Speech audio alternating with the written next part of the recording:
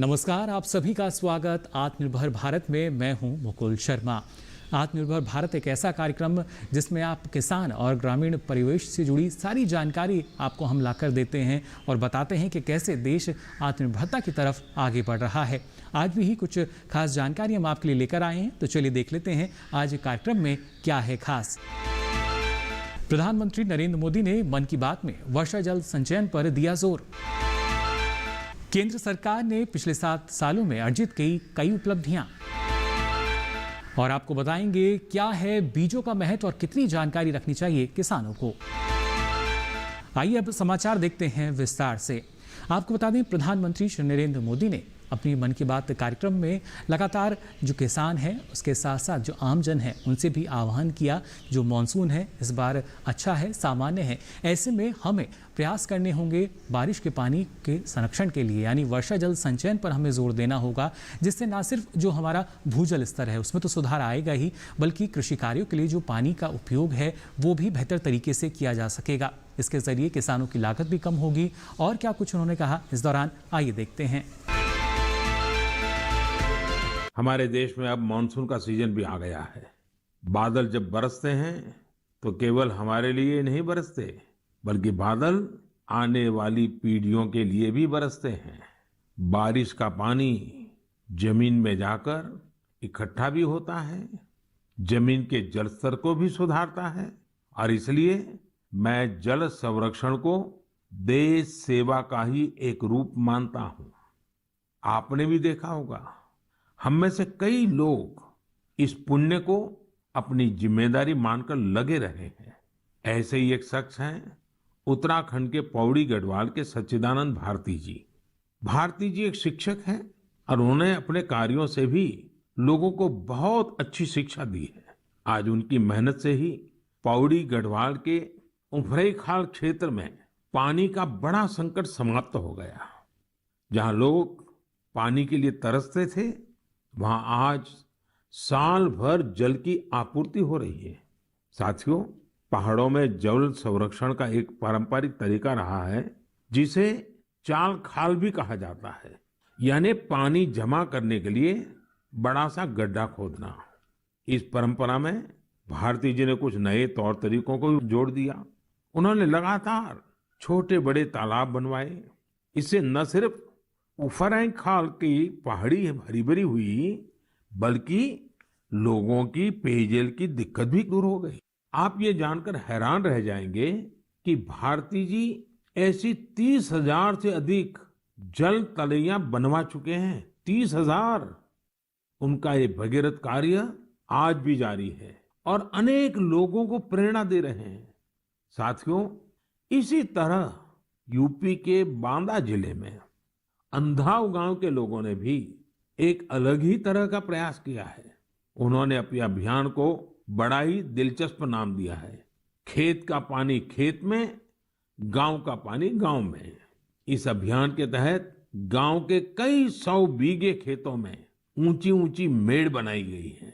इससे बारिश का पानी खेत में इकट्ठा होने लगा और जमीन में जाने लगा। अब ये सब लोग खेतों की मेड़ पर पेड़ लगाने की भी योजना बना रहे हैं। यानी अब किसानों को पानी, पेड़ और पैसा तीनों मिलेगा। अपने अच्छे कार्यों से पहचान तो उनके गांव की दूर दूर तक वैसे भी हो रही है। साथियों, इन सभी से प्रेरणा लेते हुए हम अपने आसपास जिस भी तरह से पानी बचा सकते हैं, हमें बचाना चाहिए। मानसून के इस महत्वपूर्ण समय को हमें गंवाना नहीं है। मेरे प्यारे देशवासियों, हमारे शास्त्रों में कहा गया है, नास्ति मूलम अनौषधम, अर्थात पृथ्वी पर ऐसी कोई वनस्पति नहीं है जिसमें कोई न कोई औषधीय गुण न हो। हमारे आसपास ऐसे कितने ही पेड़ पौधे होते हैं जिनमें अद्भुत गुण होते हैं, लेकिन कई बार हमें उनके बारे में पता ही नहीं होता। मुझे नैनीताल से एक साथी भाई परितोष ने इस विषय पर एक पत्र भेजा है। उन्होंने लिखा है कि उन्हें गिलोय और दूसरी कई वनस्पतियों के इतने चमत्कारी मेडिकल गुणों के बारे में कोरोना आने के बाद ही पता चला। परितोष ने मुझे आग्रह भी किया है कि मैं मन की बात के सभी श्रोताओं से कहूं कि आप अपने आसपास की वनस्पतियों के बारे में जानिए और दूसरों को भी बताइए। वास्तव में ये तो हमारी सदियों पुरानी विरासत है जिसे हमें ही संजोना है। इसी दिशा में मध्य प्रदेश के सतना के एक साथी हैं श्रीमान रामलोटन कुशवाहा जी। उन्होंने बहुत ही सराहनीय काम किया है। रामलोटन जी ने अपने खेत में एक देशी म्यूजियम बनाया है। इस म्यूजियम में उन्होंने सैकड़ों औषधीय पौधों और बीजों का संग्रह किया है। इन्हें वो दूर सुदूर क्षेत्रों से यहाँ लेकर आए हैं। इसके अलावा वो हर साल कई तरह की भारतीय सब्जियां भी उगाते हैं। रामलोटन जी की इस बगिया, इस देशी म्यूजियम को लोग देखने भी आते हैं और उससे बहुत कुछ सीखते भी हैं। वाकई ये एक बहुत अच्छा प्रयोग है जिसे देश के अलग अलग क्षेत्रों में दोहराया जा सकता है। मैं चाहूंगा आप में से जो लोग इस तरह का प्रयास कर सकते हैं वो जरूर करें। इससे आपकी आय के नए साधन भी खुल सकते हैं। एक लाभ ये भी होगा कि स्थानीय वनस्पतियों के माध्यम से आपके क्षेत्र की पहचान भी बढ़ेगी। इसी के साथ ही आत्मनिर्भर भारत में यहाँ वक्त हो चला एक छोटे से ब्रेक का। जल्द हाजिर होंगे। आप बने रहिए दूरदर्शन किसान पर।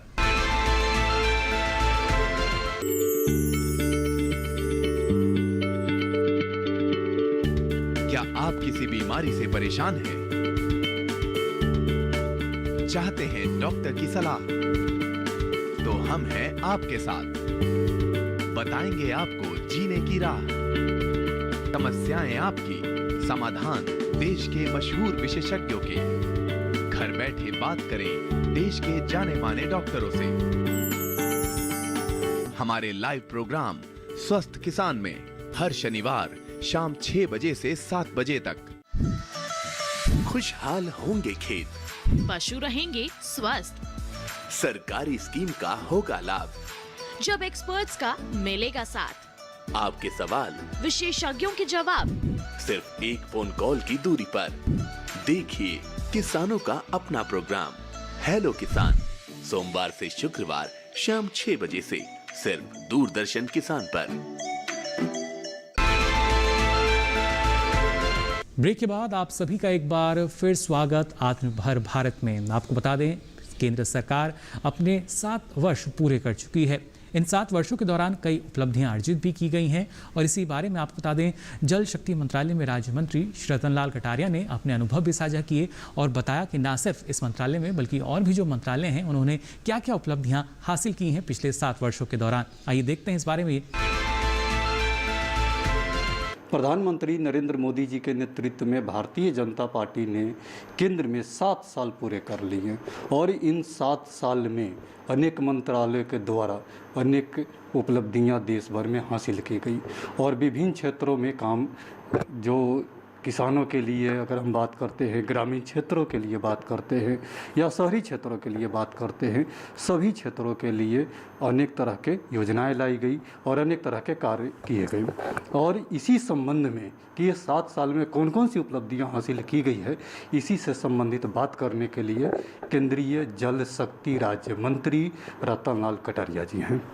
ये सर बहुत बहुत स्वागत है आपका। नमस्कार सर, अगर हम नरेंद्र मोदी जी के नेतृत्व में 7 साल की बात करते हैं तो सर इसको किस रूप में देखते हैं, कौन कौन सी उपलब्धियां हासिल की गई?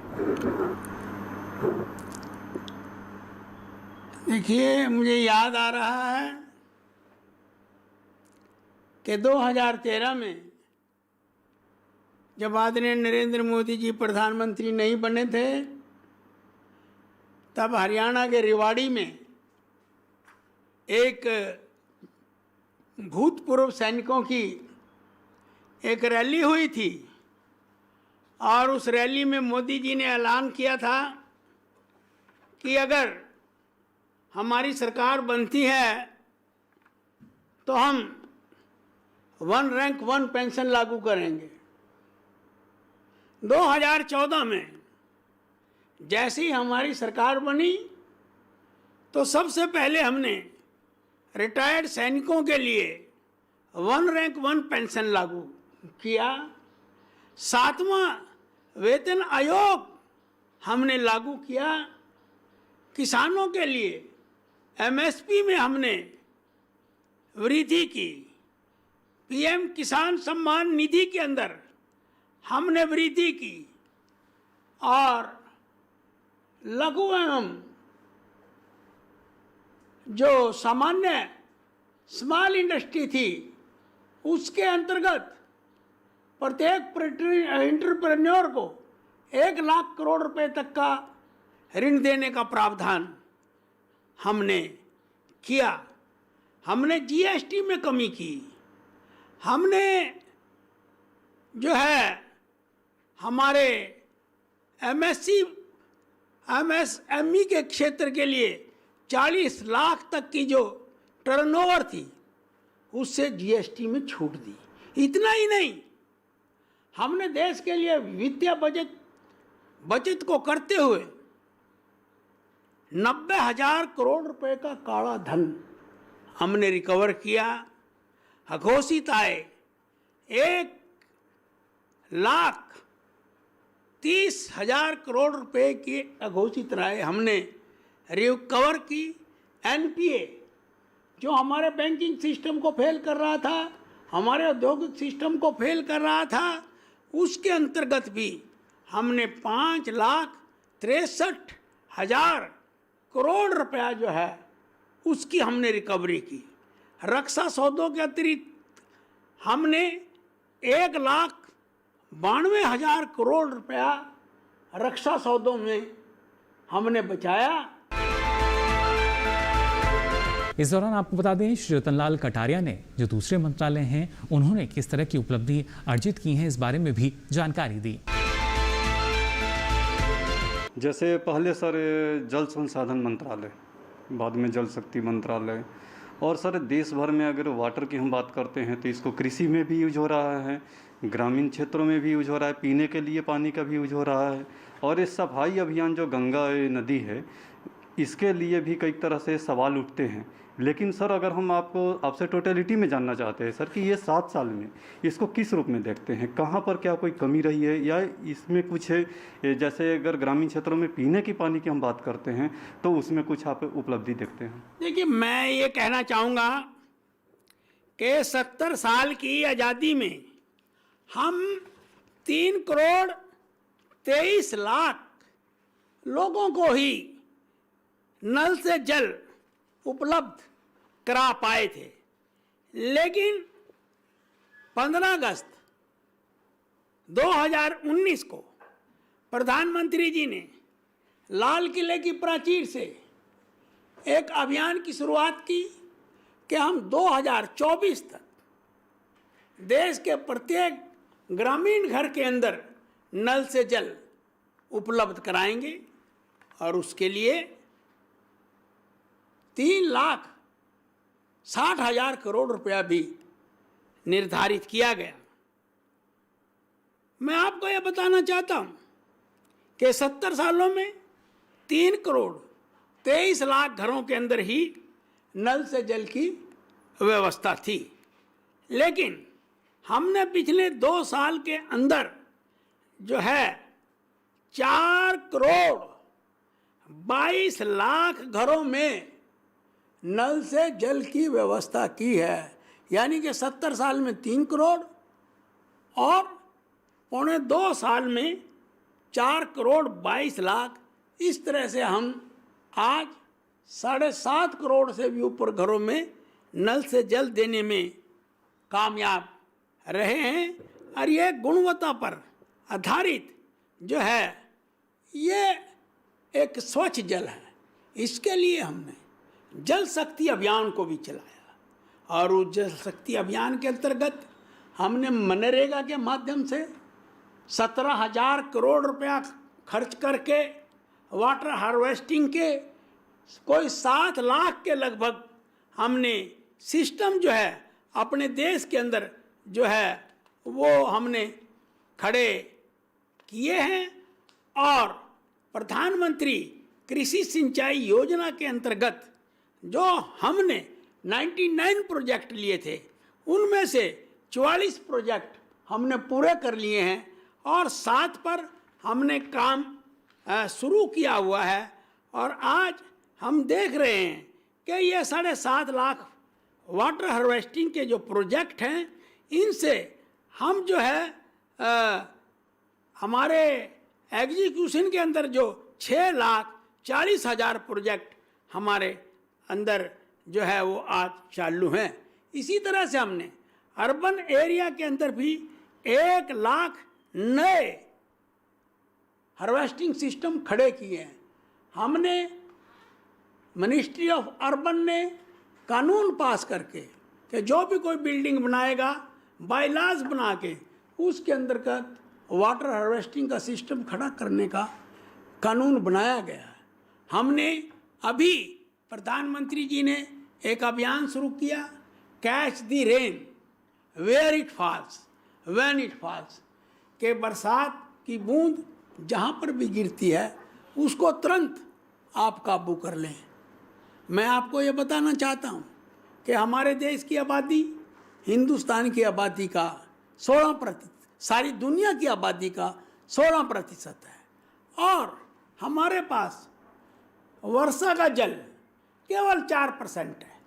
इसलिए हमें पानी के एक एक बूंद बचाने का अभियान चलाने की परम आवश्यकता है, क्योंकि अब तक हम 100 बूंदों में से केवल मात्र 8 बूंदे पानी की बचा पाते थे। लेकिन अब ये जो हमने जल शक्ति अभियान चलाया है, अटल भूजल योजना के लिए 7 राज्यों में 6,000 करोड़ रुपए की लागत से प्रधानमंत्री जी ने उस योजना का शुभारंभ किया है, जो योजना देश के अंदर आज रंग ला रही है। हम अपने वाटर सिस्टम को अपग्रेड कर रहे हैं, वाटर कंजर्वेशन को बढ़ा रहे हैं। हमने बड़े बड़े मंत्रालयों से भी, रक्षा मंत्रालय से, उपभोक्ता मंत्रालय से, हमने एजुकेशन मिनिस्ट्री से, सबसे ये निवेदन किया है कि आपके पास काफ़ी मात्रा में भूमि है, आप जो है जहाँ पर भी पानी की बूंदें गिरती हैं आप उन बूंदों को धरती के अंदर उसका समावेश करके अपने देश के वाटर लेवल को बढ़ाएं। प्रधानमंत्री मोदी जी का जब से उन्होंने पद ग्रहण किया है तब से ही उनका फोकस रहा है कि गंगा नदी है उसको हम ज़्यादा से ज़्यादा सफाई करें ताकि पीने के लिए पानी लोगों को स्वच्छ मुहैया हो सके। इसको किस रूप में देखते हैं? मैं ये आपको बताना चाहता हूँ कि प्रधानमंत्री जी के आह्वान पर 29,990 करोड़ रुपए की लागत से हमने 344 प्रोजेक्ट नमामि गंगे के अंतर्गत लिए हैं। 147 आज कंप्लीट हो चुके हैं और हमारा मार्च 21 तक 10,000 करोड़ रुपया इसके ऊपर खर्च हुआ है और अभी हमारा कार्य उसमें चल रहा है। हमने उत्तराखंड के अंदर 35 प्रोजेक्ट लिए थे, सारे के सारे पूरे हो गए हैं। झारखंड में 3 प्रोजेक्ट लिए थे, वो हमने सारे पूरे कर लिए हैं। हमने 150 घाट बनाए हैं। हमने क्रीमेटोरिया जो है शवदान के लिए भी जो है इस प्रकार के शवगृह जो है वो हमने जो है सारे गंगा के तटों के ऊपर जो है हमने बनाए हैं।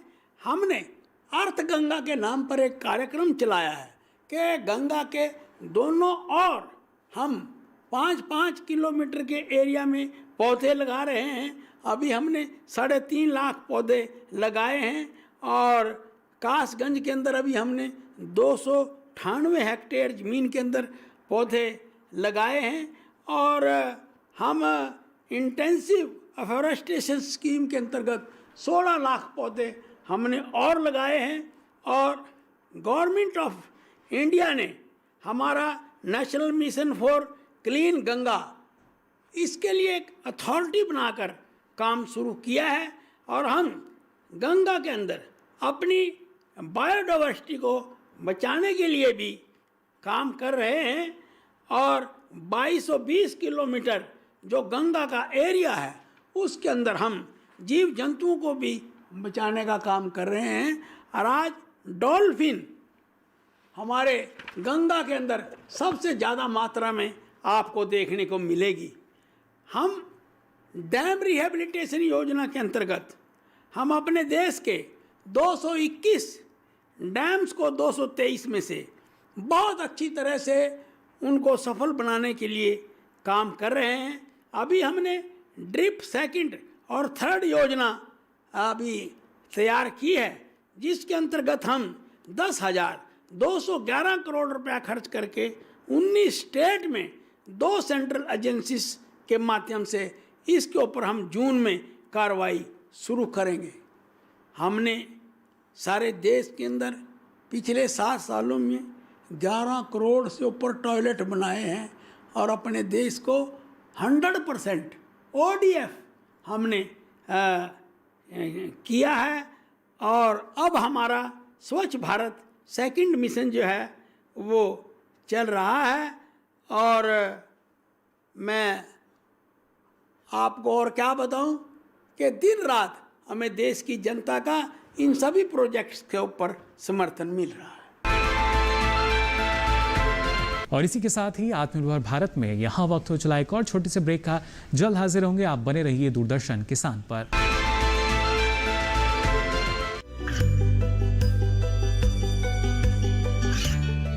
गांवों और पिछड़े क्षेत्रों में सरकारी योजनाओं की जानकारी पहुंचा।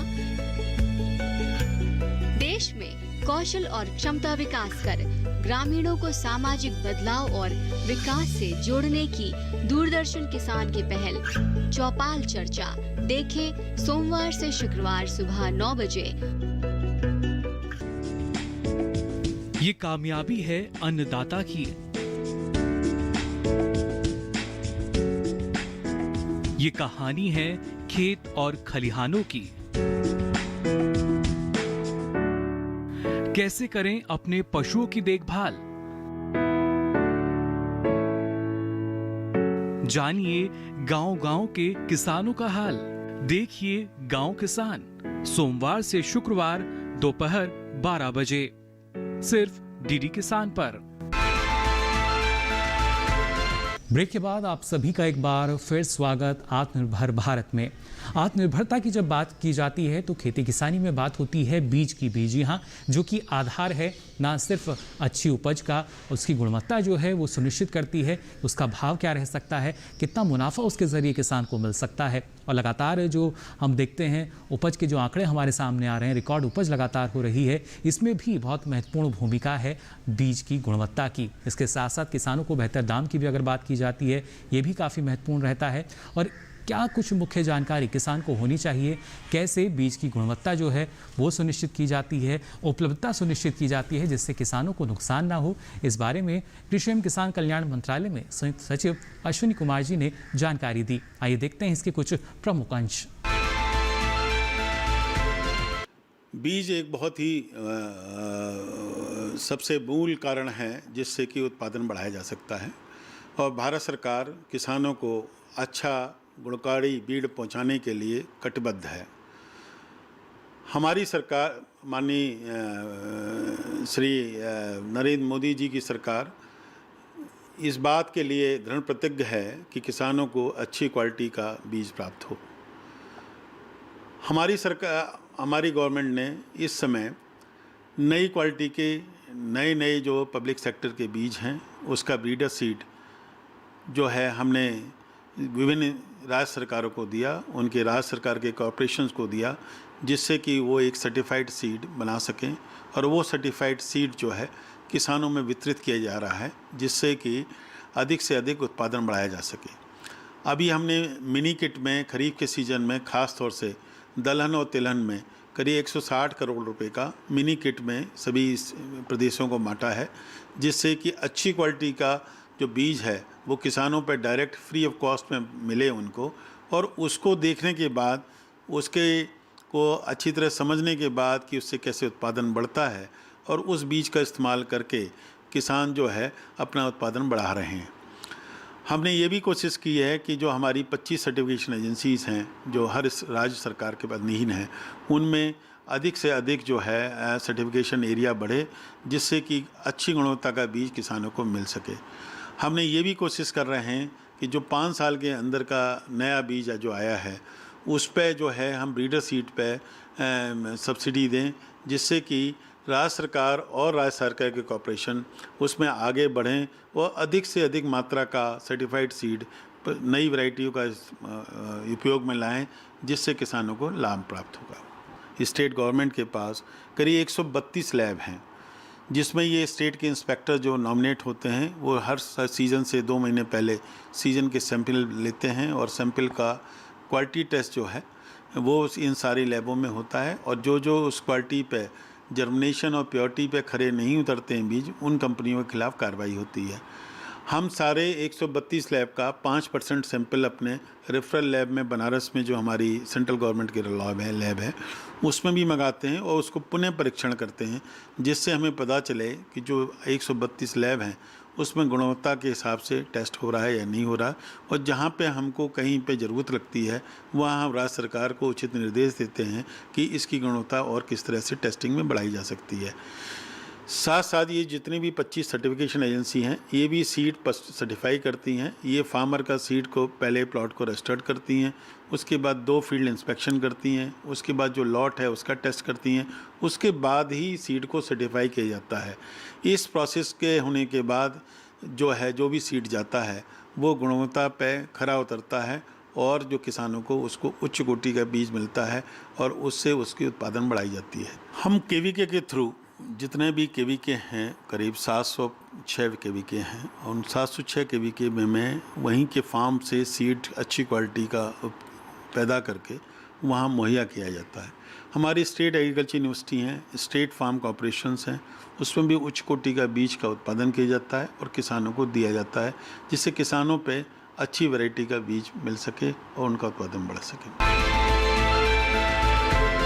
तो आज के लिए हमारे इस खास कार्यक्रम आत्मनिर्भर भारत में बस इतना ही। फिर हाजिर होंगे नई नई जानकारियों के साथ, लेकिन चलते चलते आपको बता दें ये सारी जानकारी आप YouTube चैनल पर भी ले सकते हैं। इसके लिए आपकी स्क्रीन पर जो QR कोड आ रहा है इसको स्कैन कर सकते हैं और उसके बाद आपको सारी जानकारी मिलेगी YouTube चैनल पर भी। और इस साथ ही इस कार्यक्रम के जो पहले प्रसारित हो चुके अलग अलग अंक हैं उनको भी आप देख सकेंगे YouTube चैनल पर, यानी अब ये जानकारी कभी भी कहीं भी आप देख सकेंगे। फिलहाल आज के लिए इस कार्यक्रम में बस इतना ही। दीजिए इजाज़त, नमस्कार।